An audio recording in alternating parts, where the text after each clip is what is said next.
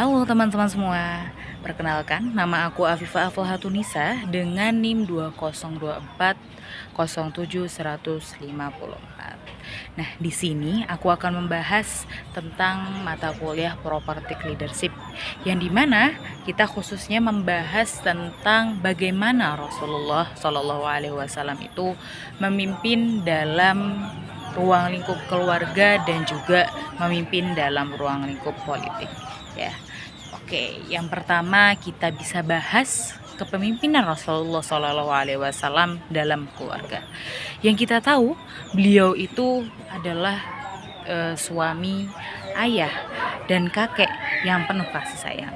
Ya, bayangkan ketika Rasulullah Shallallahu Alaihi Wasallam itu sangat lembut terhadap istri-istrinya. Ya, kita lihat juga cerita beliau dari saat menikah dengan Aisyah radhiyallahu anha. Beliau sering bercanda, kemudian bermain dengan beliau, kemudian juga balapan kaki ya, kita tahu cerita itu balapan kaki di padang pasir ya. Ini tuh menunjukkan bahwasannya pemimpin keluarga itu harus menciptakan kehangatan dan kegembiraan, bukannya ketakutan ya. Sebagai ayah ya, kita lihat Rasulullah sebagai ayah itu mendidik anak-anaknya dengan sabar. Misalnya, beliau mengajari Fatimah radhiyallahu an dan cucu-cucunya Hasan dan Husain dengan teladan sehari-hari, seperti sholat berjamaah di rumah gitu ya. Beliau juga membantu pekerjaan rumah seperti menjahit pakaian sendiri atau menggendong anak cucu saat sholat. Ya, pelajaran utama yang harus kita ikuti yaitu adalah pemimpin keluarga itu harus qawam. Apa yang dimaksud qawam, teman-teman? Qawam itu adalah penanggung jawab yang adil, ya, bukan penguasa yang kasar ya. Dalam dalam Al-Qur'an dalam surat An-Nisa ayat 34 ya, menegaskan bahwasannya Rasulullah itu mengajarkan bahwa rumah tangga yang harmonis itu dibangun atas cinta, mawaddah dan rahmah. Kemudian bagian 2 ya, kita bahas tentang sistem kepemimpinan Rasul itu dalam politik. Ya, oke. Kepemimpinan Rasulullah ya, yang kita tahu itu dalam ranah politik itu sungguh luar biasa ya teman-teman ya. Setelah beliau hijrah ke Madinah, kemudian beliau membangun negara pertama Islam dengan Piagam Madinah ya. Jadi dokumen ini tuh tadi ya, Piagam Madinah itu menyatukan atau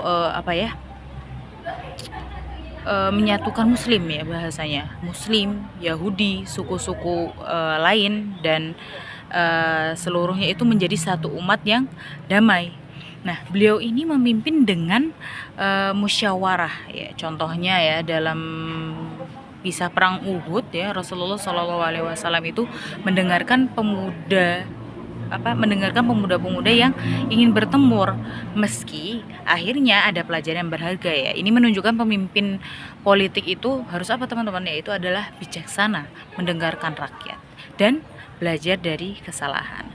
Nah, kita bahas dalam ranah keadilan. Keadilan itu apa? Adalah ciri utamanya saat Fatu Mekah ya. Cerita Fatu Mekah mesti teman-teman udah pernah dengar ya. Jadi Rasulullah SAW itu memaafkan musuh-musuhnya yang dulu menyiksanya dengan kata-kata itu gini, pergilah, tidak ada balas dendam. Hanya ampunan. Beliau juga menegakkan hak non-muslim, seperti melindungi Yahudi di Madinah ya, seperti itu. Nah, kemudian dalam politik Rasulullah SAW itu juga anti korupsi ya. Beliau hidup sederhana, kemudian menolak harta rampasan perang untuk diri sendiri dan membagikan yang adil ya. Jadi ini mengajarkan bahwasannya kekuasaan itu adalah amanah dari Allah ya, untuk kesejahteraan umat. Kemudian yang ketiga itu adalah pelajarannya kita hari ini. Oke, kita ambil nih, kita simpulkan dari dua sisi ini. Dari kepemimpinan profetik itu punya prinsip inti.